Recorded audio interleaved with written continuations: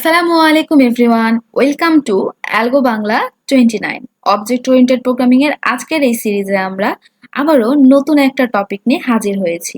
চলুন তাহলে ভিউয়ার্স দেখে আসি আজকের ক্লাসে আমরা যে বিষয়গুলো নিয়ে আলোচনা করব। তো ভিউয়ার্স, আজকের ক্লাসে আমরা প্রথমে দেখব যে কিভাবে একটা মেম্বার ফাংশনকে ক্লাসের মাঝে ডিফাইন করা যায়। তারপরে আমরা দেখব যে সেই সেম ফাংশনটাকে যদি আমরা ক্লাসের বাহিরে ডিফাইন করতে চাই তাহলে আমাদেরকে কি কি সিনট্যাক্স ফলো করতে হয় সেইটা। তারপরে আমরা এই দুইটা বিষয় থিওরিটিক্যাল পড়ার পর একটা কোড ইমপ্লিমেন্টেশনের মাধ্যমে বিষয়টা সম্পর্কে একটা কমপ্লিট ধারণা অর্জন করব। চলুন তাহলে আজকের ক্লাসটা আমরা শুরু করি। তো প্রথমে কি জানতে হবে ভিউয়ার্স যে ফাংশন ডেফিনিশন কি। ফাংশন ডেফিনিশনটা হচ্ছে যে একটা ফাংশনের অ্যাকচুয়াল ইমপ্লিমেন্টেশন, মানে একটা ফাংশনের মধ্যে যে কোডগুলা লেখা হচ্ছে বা কোডগুলা কি কি ইমপ্লিমেন্ট করছে বা এক্সিকিউট করছে বা অপারেশন ঘটছে সেইগুলার একটা ইমপ্লিমেন্টেশন হচ্ছে যে ফাংশন ডেফিনিশন। যখন আমরা একটা ফাংশনকে মানে মেম্বার ফাংশনকে একটা ক্লাসের মাঝে ডিফাইন করি তখন একটা সিনট্যাক্স ফলো করা হয়। এই সিনট্যাক্সটা হচ্ছে যে প্রথমে রিটার্ন টাইপ দিতে হবে। রিটার্ন টাইপটা মানে বোঝা যায় সে ফাংশনটা কি ধরনের ভ্যালু রিটার্ন করছে। যদি কোনো ধরনের ভ্যালু রিটার্ন না করে তাহলে এখানে ভয়েড দিবা রিটার্ন টাইপ হিসেবে। তারপরে হচ্ছে ফাংশনের নেম দিবেন। তারপরে ফাংশনের মাঝে ফার্স্ট ব্র্যাকেটের মাঝে হচ্ছে আমরা প্যারামিটার গুলো দেবো। প্যারামিটার গুলো দেওয়ার নেম হচ্ছে প্রথমে প্যারামিটারের টাইপ দিতে হবে, তারপরে প্যারামিটারের নেম। এখানে প্যারামিটার গুলো একটা হতে পারে বা একের অধিকও হতে পারে। তারপরে সেই ফাংশনের ভিতরে আমরা সেকেন্ড ব্র্যাকেটের মাধ্যমে কোডগুলা লিখবো। তারপরে দেখি যে কিভাবে ক্লাসের বাহিরে এই সেম মেম্বার ফাংশনটাকে আমরা ডিফাইন করতে পারি। তো আমরা যখন কোনো মেম্বার ফাংশনকে ক্লাসের বাহিরে ডিফাইন করতে চাই তখন আমাদের প্রথমে ক্লাসের মধ্যে ফাংশনটাকে ডিক্লেয়ার করে নিতে হয়। তো ফাংশনকে ক্লাসের মধ্যে ডিক্লেয়ার করার নিয়মটা কি হচ্ছে যে প্রথমে রিটার্ন টাইপ দিতে হবে, তারপরে ফাংশন নেম, তারপরে ফার্স্ট ব্র্যাকেটের মধ্যে প্যারামিটার গুলো দিতে হবে এবং সব শেষে গিয়ে একটা সেমিকোলন দিতে হবে। সেমিকোলন দিয়ে সেই ফাংশনের ডিক্লারেশনটা ক্লোজ হয়ে যায়। তারপরে আসি যে সেটাকে যদি আমরা আউটসাইডে ডিফাইন করতে চাই তখন কি সিনট্যাক্স ফলো করতে হবে। তখন আমাদের কি করতে হবে যে আমরা ডিক্লারেশনের সময় যেই রিটার্ন টাইপটা ব্যবহার করেছি সেই রিটার্ন টাইপটাও আমরা ডেফিনেশনের সময় ব্যবহার করব সেই ফাংশনের জন্য। তারপরে আমরা দেব ক্লাসের নেম। এই ক্লাস নেমটা হবে যে আমরা ওই ফাংশনটা যেই ক্লাসের মধ্যে ডিক্লেয়ার করেছি সেই ক্লাসের নেম। তারপরে হচ্ছে আমাদেরকে দিতে হবে স্কোপ রেজুলেশন অপারেটর। এই স্কোপ রেজুলেশন অপারেটরের মাধ্যমে কি বোঝায় যে আমরা এই ক্লাসের মধ্যে যে ফাংশনটাকে ডিক্লেয়ার করেছি এবং ক্লাসের বাহিরে যে ডিফাইন করেছি তার মাঝে একটা কানেকশন তৈরি করা এবং এই ক্লাসের যে অবজেক্ট আমরা তৈরি করব সেই অবজেক্টের মাধ্যমে এই ফাংশনের ভ্যালুগুলোকে অ্যাক্সেস করা। তারপরে কি করতে হবে, ফাংশনের নেম দিতে হবে এবং ফার্স্ট ব্র্যাকেটের মধ্যে যথারীতি সেই প্যারামিটার গুলো দিয়ে দিতে হবে এবং পরে সেকেন্ড ব্র্যাকেটের মাঝে আমরা কোডগুলার স্টেটমেন্টগুলো লিখে নিব। এখন চলুন তাহলে ভিউয়ার্স আমরা এই বিষয়গুলোকে একটা কোডিং এ ইমপ্লিমেন্ট করে দেখি। তো ভিউয়ার্স প্রথমে কোড ব্লকসটা ওপেন করে নিলাম। তারপরে হচ্ছে আমরা কোডটা স্টার্ট করব। তো আমি হচ্ছে আপনাদেরকে বোঝানোর জন্য একটা এমপ্লয়ের স্যালারি রিটার্ন করার কোড করছি। প্রথমে আমি হচ্ছে ক্লাসটা তৈরি করে নিই।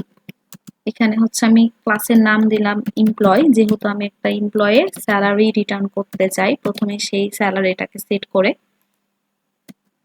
তারপরে সেই এমপ্লয়ের যেহেতু আমি স্যালারিটাকে রিটার্ন করতে চাচ্ছি তো এমপ্লয়ের স্যালারিটাকে আমি ভ্যারিয়েবল হিসেবে নিয়ে নিব। সেটাকে আমি প্রাইভেট হিসেবে রাখলাম, ইন্টিজার স্যালারি। এখন আমরা পাবলিক অ্যাক্সেস স্পেসিফায়ারের মাধ্যমে ফাংশনগুলোকে লিখব। আমি হচ্ছে ক্লাসের মাঝে প্রথমে ফাংশনগুলোকে ডিফাইন করে দেখাবো, তারপরে ক্লাসের বাইরে কিভাবে করতে হয় সেটাও দেখিয়ে দিব। তো আগে প্রথমে ক্লাসের মাঝে দেখাই। প্রথমে কি করতে হবে, রিটার্ন টাইপ দিতে হবে ভয়েড স্যালারিটাকে সেট করব সেট স্যালারি। তারপরে হচ্ছে যে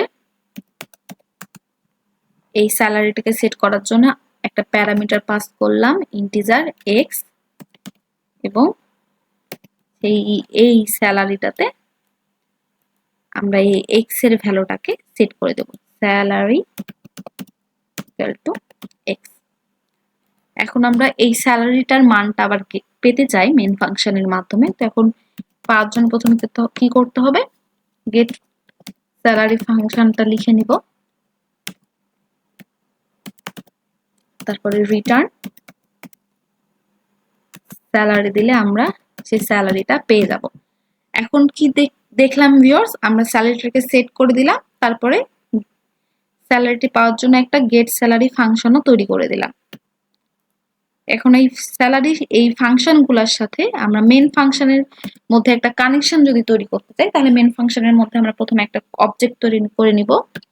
এমপ্লয় ক্লাসের একটা অবজেক্ট হিসেবে আমি রাহুল নিলাম। রাহুল হচ্ছে এমপ্লয় ক্লাসের একটা অবজেক্ট।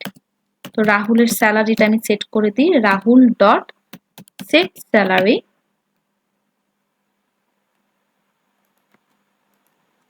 সেট স্যালারি, মনে করো রাহুলের স্যালারিটা হচ্ছে 30,000। তারপরে হচ্ছে রাহুলের স্যালারিটা আমরা গেট করে নিব, salary dot Rahul dot get salary. এখন যদি আমরা এই স্যালারিটাকে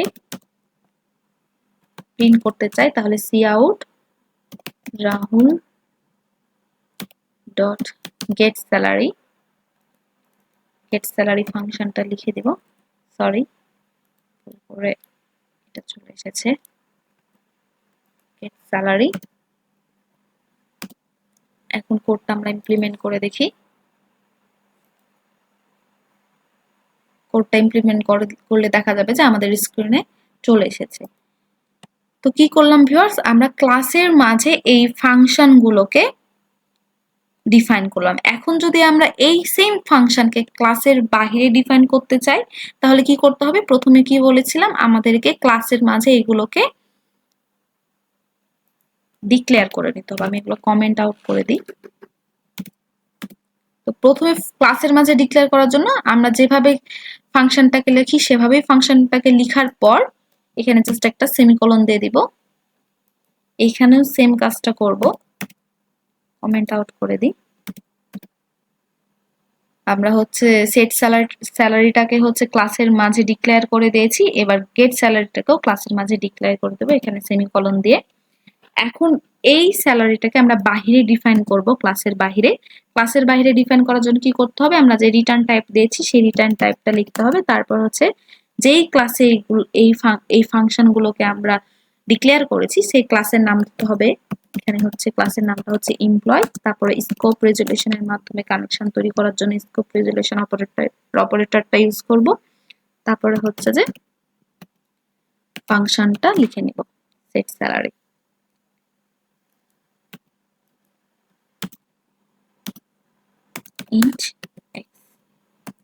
তারপর আমরা যেভাবে যে কোডগুলা ইনসাইডে করেছিলাম সেভাবেই সেম অ্যাজ বাইরেও করে দিলাম। এরপর আমরা গেট স্যালারির জন্য সেম কাজটা করব, ইন্ট এমপ্লয় মানে ক্লাসের নাম আগে লিখব।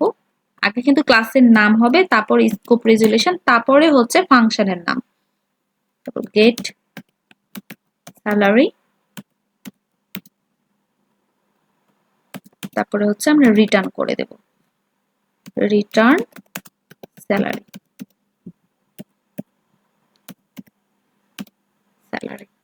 এখন যদি আমরা আমাদের কোডটা আবার রান করে দেখি, তাহলে আমাদের সেম অ্যান্সার আসবে। তো আমরা কি করলাম, এখানে প্রথমে আমরা হচ্ছে ভেতরেই ডিফাইন করেছিলাম, কিন্তু পরের বার কি করলাম, প্রথমে ডিক্লেয়ার করে দিলাম সেমিকোলনের মাধ্যমে, আর হচ্ছে অপারেশনগুলোকে বাইরে লেখার জন্য আমরা স্কোপ রেজুলেশনের মাধ্যমে ক্লাসের সাথে ফাংশনটার একটা সম্পর্ক তৈরি করে দিলাম, এবং সেম ভাবে সেই স্টেটমেন্টগুলা ফাংশনের ভিতরে লিখে নিলাম। এখন আমরা হচ্ছে কোডটাকে ইমপ্লিমেন্ট করে দেখি, আমাদের সেম ভাবে আমাদের রেজাল্টটা দেখিয়ে দিচ্ছে। তো ভিউয়ার্স, আজকে তাহলে আমরা দেখলাম যে একটা মেম্বার ফাংশনকে ক্লাসের মাঝে কিভাবে ডিফাইন করা যায় এবং ক্লাসের ভেতরে কিভাবে ডিফাইন করা যায়, সাথে ডিক্লারেশনটাও দেখলাম। এরপর আমরা হচ্ছে অবজেক্ট ওরিয়েন্টেড প্রোগ্রামিং এর মাধ্যমে কিভাবে কন্ডিশনাল স্টেটমেন্ট গুলো ইমপ্লিমেন্ট করা যায় সেই বিষয়টা দেখবো আমাদের পরবর্তী ক্লাসে। আজকে এই পর্যন্ত, আসসালামু আলাইকুম।